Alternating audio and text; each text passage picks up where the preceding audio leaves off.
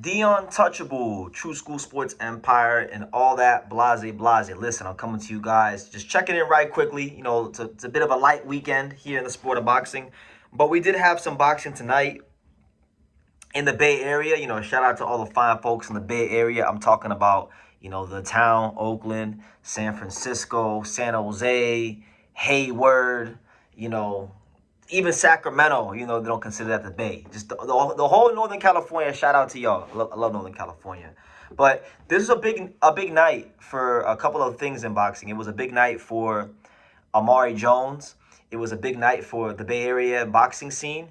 It was a big night for the middleweight division because Amari Jones, he was getting his first main event in his hometown against a guy that's been world champion before in Vincenzo Gualtieri from Germany. I was very, very honest with you guys, and I was very candid with you guys about what I thought this fight was going in. I told you guys that Vincenzo Gualtieri, he's not one of the strongest fighters that's held the world title in the last 10 years, and I was being nice.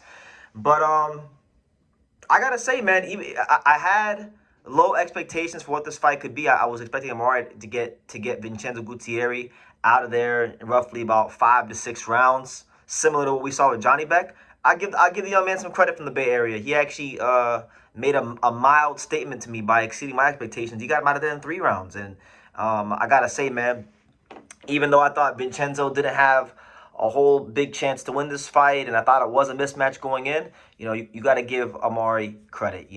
He done his job in spectacular fashion, and had Vincenzo actually given him a tough fight, I probably would have had something to say about Amari. But when you go in there and you do your job in spectacular fashion, even if it's against a guy that I expected you to do that against, full credit to him. As far as the fight went 3 rounds, the result of the fight is an Amari Jones 3rd round stoppage. He did a great job, like he always does in his fights, in doing what he's known for, fighting to his strengths, which is fighting behind a consistent, steady, and stiff, educated jab. He showed a little bit of the switch hitting abilities that he does have, because he does like to switch hit. I am familiar with Amari Jones's work from following him throughout all these years and getting a chance to see him work in the gym up close. He's a skillful fighter, and he's a creative fighter.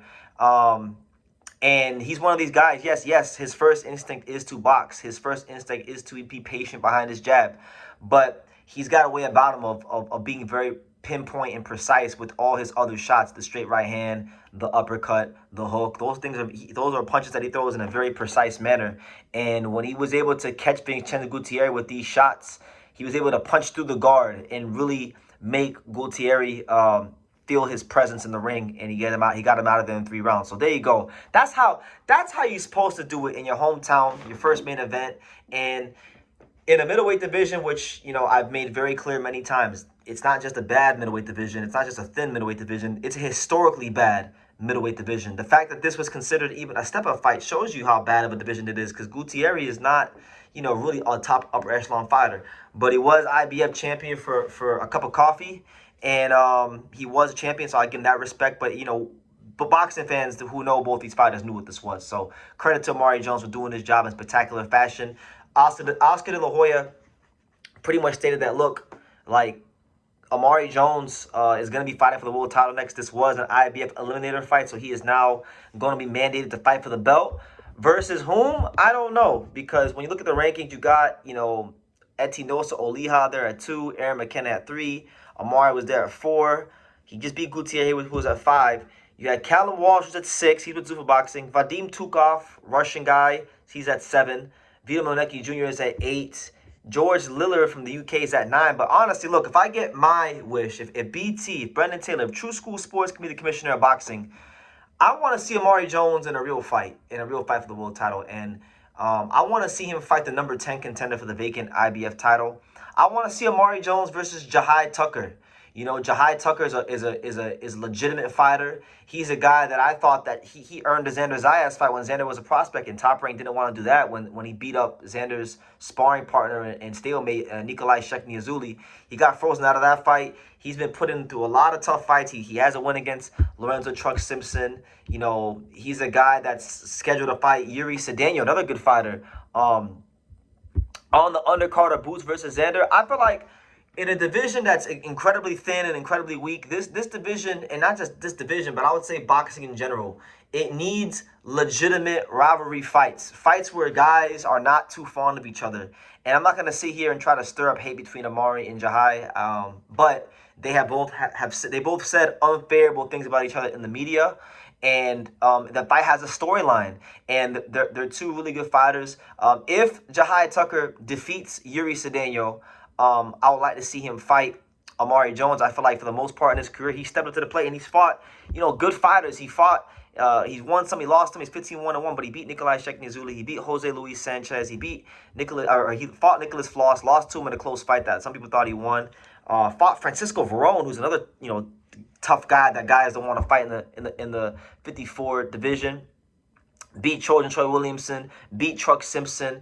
If he beats Yuri Cedeno, this is a fight now that's going to get him the IBF North American title, which I would believe would push up his ranking, and that would be him taking the O of a good prospect. So that's the fight for me. I know I mentioned Xander Zayas, but Xander Zayas at 54, and you got to fight Jerron Ennis, right? And that fight could be for the future. But if we're talking about right now, in the here and now, there really shouldn't be no other fight that boxing fans talk about other than Amari Jones versus Jahi Tucker. And if you're not familiar with their storyline and them going back and forth, just type in Amari Jones and Jahi Tucker on YouTube. You'll see a bunch of interviews of both guys talking about each other.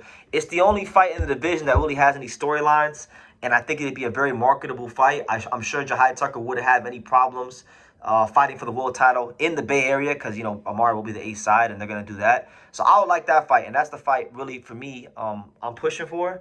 I don't think Amari's going to fight Yohan Elise Hernandez or anything like that. I don't think he fights him, but, again, not a fight I had high expectations for, but, he did his thing in spectacular fashion, so I give him his due. Amari Jones is a skillful fighter, and people are very, very high on him. Virgil Hunter's high on him. Golden Boy Promotions high on him. And I think we can mark this day, May 22nd, 2026, mark this down as the official day that Big Time Boxing returned back to the Bay Area, because the Bay Area hasn't really gotten a lot of big time fight dates over the last 10 years since Andre retired.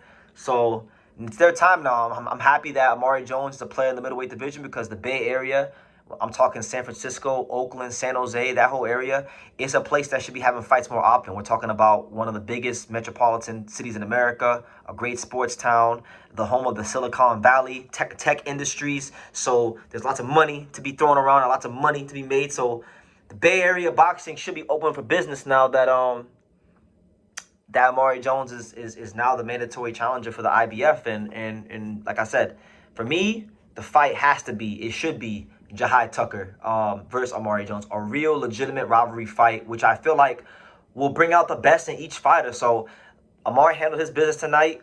Jahi Tucker, if he is to handle his business against Yuri Cedeno, let's make some town business happen in the Bay Area for the vacant IBF title. That's the fight to me. But I digress. Spectacular performance from Amari Jones. Switch hitting, power punching, educated boxing, smart boxing.